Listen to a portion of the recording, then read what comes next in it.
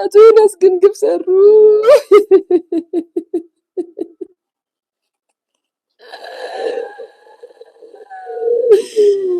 ግፍ ነው። እኔ የእናትየዋን ኢንተርቪው ስሰማ በጣም ነው የተረበሽኩት። የሀገሬ ልጆች እናንተ ዝም ብላችሁ ትሳደባላችሁ እንጂ እኔ እናትየዋ ውስጥ ራሴን ያየሁት።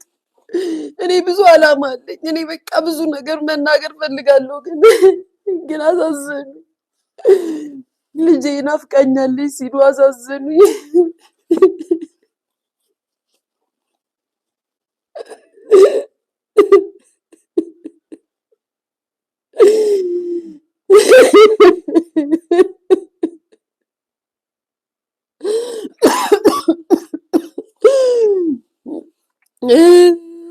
እንደዛ አይነት ነገር አልወድም ጋይስ። እኔ ተናግሬያለሁ። ልጄ አይ ልጄ በቃ ልጄን አስቀሰቀሱኝ አቶ ዮናስ። ልጄን አስቀሰቀሱኝ አልቅሼ ሳልጨርስ።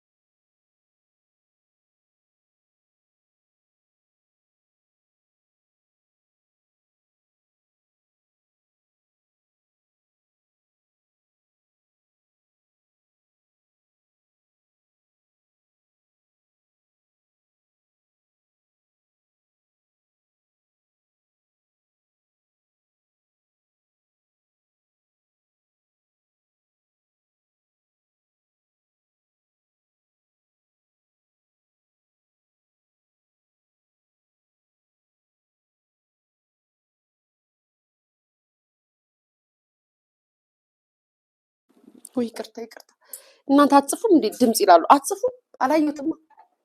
እና ካሁን በኋላ አለቅስም። ልጄ ፊት ማልቀስ አልፈልግም። እኔ ሌሊቱ ሙሉ ሳለቅስ ነው ያደርኩት። ልጄን ስረብሻት ነው ያደርኩት። አይምሮዬ በጣም ልቤ በጣም ተሰብሯል። ልቤ በጣም ተጎድቷል። እኔ ምንም ከሰርጀሪ ጋር ብጣላ ብጠላት ብታስጠላኝ የእናት ነገር ግን አያስችለኝም። ምክንያቱም እኔ እናቴን ሳልጠግባት ስለተለየችኝ የየትኛውም ሰው እናት ወደ ሚዲያ ሲመጡ የእውነት ነው ማዝነው፣ የእውነት ነው ልብ የሚሰበረው፣ የእውነት ነው ማለቅሰው። አልጠገብኳትም። እናቴ ስትለየኝ አልጠገብኳትም። እና የትኛውም እናት ሚዲያ ላይ መጥተው ሲያወሩም ሆነ ሲናገሩ የእውነት ነው ማዝነው፣ የእውነት ነው የምሰበረው፣ የእውነት ነው የሚከፋኝ። እኔ ሌሊቱ ሙሉ ቁጭ ብዬ ሳለቅስ ያደርኩት በሳቸው ውስጥ የራሴን እናት ከዛም በኋላ ሲቀጥል የኔን እናትነት ነው እያየሁበት የነበረው።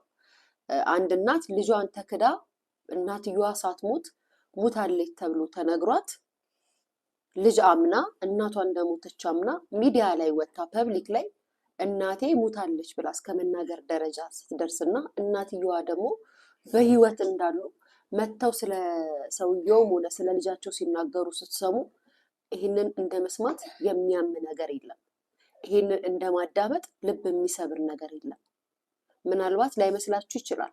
ምናልባት የእናትነትን ትርጉም ያላወቃችሁ ወይንም ደግሞ እናት የእናትን ጣዕም ያላወቃችሁ ሰዎች ናችሁ፣ ወይ ደግሞ እናት ያልሆናችሁ ሰዎች ላይገርማችሁ ይችላል።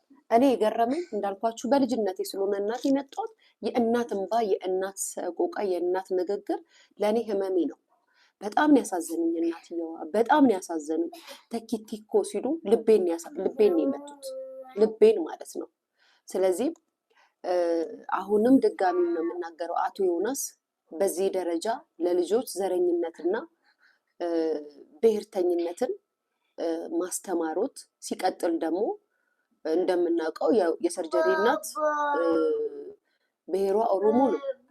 ኦሮሞ ደግሞ አይደለም የወለደውን ያልወለደውን እንኳን በጉዲፈቻ ተቀብሎ ልጄ ብሎ የሚያሳድግ የዋህ ህዝብ ነው።